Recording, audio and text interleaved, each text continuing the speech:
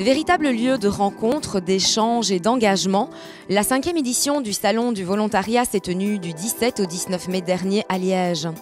De nombreuses associations étaient présentes, mais aussi un public venu en masse.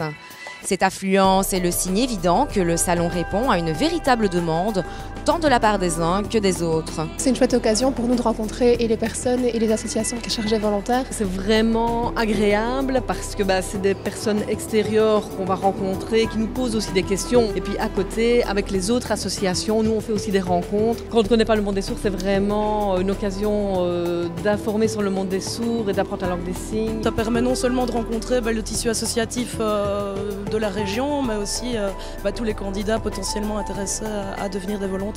Ça permet tout de suite, déjà par les panneaux qui sont à l'arrière, de dire ce qu'on cherche, d'où on vient, de quelle région.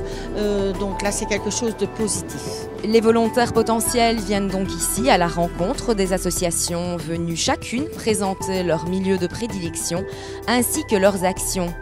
Mais concrètement, qu'est-ce qu'être volontaire et quelles en sont les caractéristiques? Les volontaires sont des gens qui sont prêts à donner un peu de leur temps pour un projet collectif. Il y a pour moi cette dimension d'échange en fait. Le volontaire, il va à la fois donner de son temps et à la fois recevoir. C'est l'occasion de pouvoir justement retrouver cette place et faire quelque chose d'utile pour la société. C'est des nouvelles personnes qu'on rencontre, c'est des nouvelles choses qu'on réalise et voilà, c'est un engagement. Vous l'aurez compris, ce salon est un appel aux potentiels volontaires, aux personnes qui ont du temps à consacrer aux autres et qui sont tant recherchées par les associations. Un volontaire est quelqu'un qui est prêt à faire évoluer les choses. Il faut d'abord qu'il trouve lui-même la porte d'entrée pour pouvoir savoir ce que le volontariat va lui apporter. Si on a du temps, plutôt que de s'ennuyer ou d'avoir un petit peu peur, d'oser s'engager, c'est peut-être d'essayer. Commencer par peut-être quelques heures ici en Belgique,